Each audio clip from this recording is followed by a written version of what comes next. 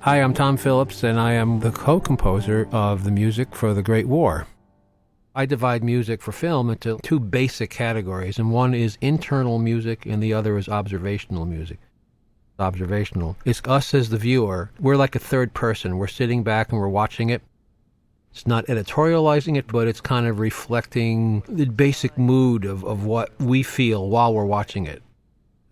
The other kind is internal music, where it's like people are suffering in the film and the music is reflecting exactly what they're feeling at that moment. It's like part of them. It's part of the scene.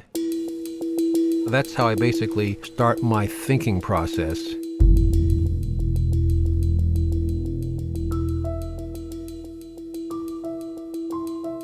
So the primary way that this starts out is with the rhythm, the percussion, and with piano doing kind of these obtuse intervals.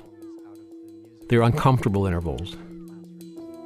Musically, it's nefarious, it's dark. It needs to have this kind of propulsion to it. To keep people from drinking German beer.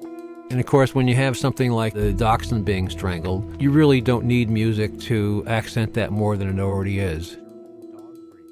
Music empties out a little bit, some of the sustains leave, and the piano takes over again with these odd intervals, which kind of give an anticipation of an anxiety.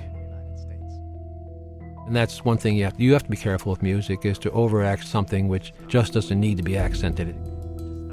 You know, you don't want music to be everywhere in a film, because the absence of music hasn't as much power as music.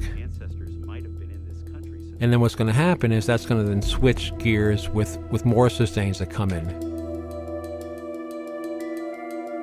It needs to have this kind of insidious underbelly of this kind of growing sense of dark that is pervading the country. Key to doing good film music is when you switch orchestration is not to have it be obvious. Right there's a key shift to highlight that on the next shot, which is basically the mug shots of these people. The music is reflecting what their anxiety is, and that's observational music.